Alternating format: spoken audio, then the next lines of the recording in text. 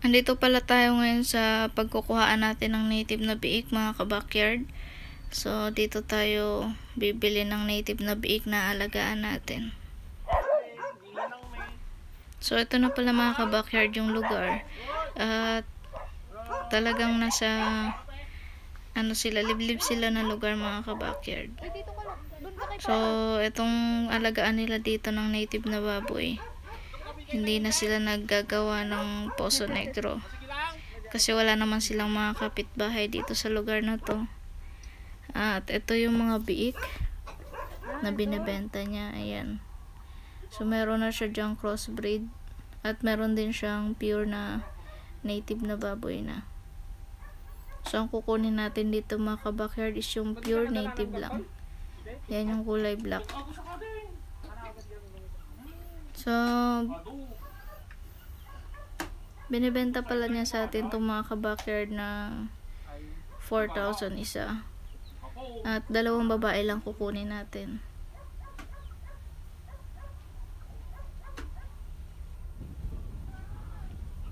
So, marami siya dito mga ka-backyard, mga inahin na native. Pero itong nasa area na to is yung mga biik lang. At may isa lang siya ditong inahin. Dahil yung iba niyang inahin nandun sa may bukid nakalagay. So, yun yung crossbreed niyang inahin. At ito na mga ka-backyard, nauwi na natin sa bahay. Ito yung napili natin na 2 babae na pure native.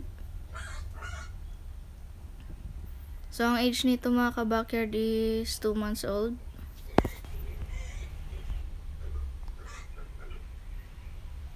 At ito pala yung binili kong una na crossbreed. So, magka-age lang yan sila mga ka-backyard.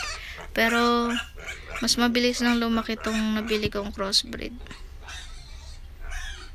Kasi 75% na yung pagka-hybrid niya. So, 25% na lang yung native niya. So, ito naman 2 to ay gagawin natin breeder yan.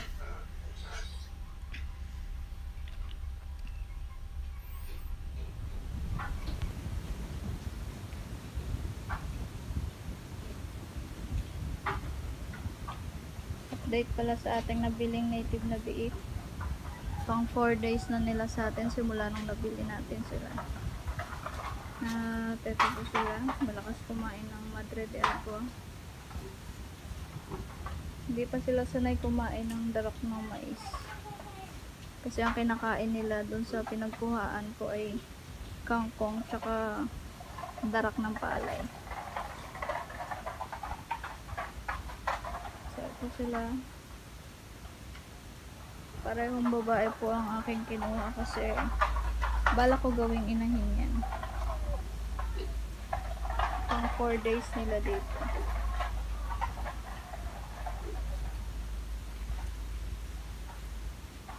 Bali ang age niyan mga ka-backyard is 2 months na sila. Pero maliliit lang talaga sila. At ito naman yung binili kong crossbreed. So, 3 weeks na to sa akin. Ayan na sila.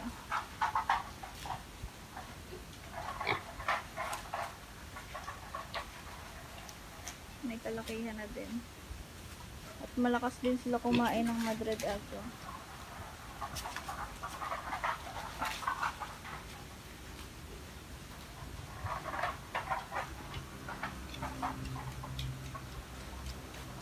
Pinapak ng lamok yung tenga nito sa isa natin baboy. Ayan. Kahit nakakulambo na siya, tapos nilalagyan ko pa ng katog sa gabi, nakakapasok pa rin talaga yung lamok.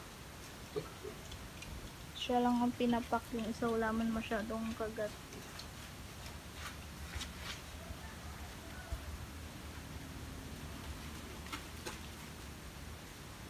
So, itong nabili ko na to is, na lang, 25% na lang yung kanilang pagka-native.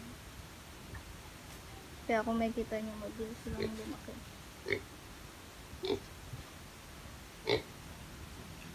So, yung babae na yung bala ko gawing breeder. At itong isa ay pambenta. Dahil kapon ko itong isa na ito. Pero mas malaki po talaga ang kapon. Mas mabilis lumaki pag kapon yung baboy kaysa sa babae. Kaya yung mga nagpa-fattening ng mga baboy, pinipili nila yung kapon. Kasi yun po talaga yung mas mabilis tumimbang at lumaki.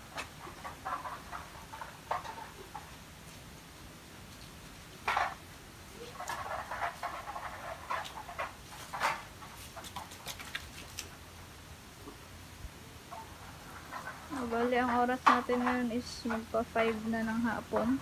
At pinakain na po natin sila kanina ng alas 3. Bali, merienda na lang nila yung Madre de Agua.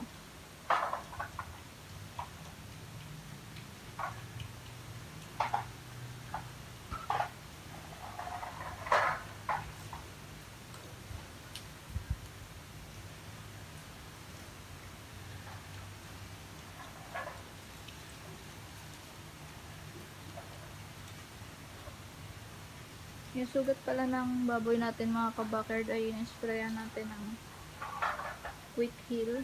Yan yung kulay violet na. Nilagyan ko yan kahapon, ngayon natanggal na. Kasi pinaliguan ko sila kaninang tanghali.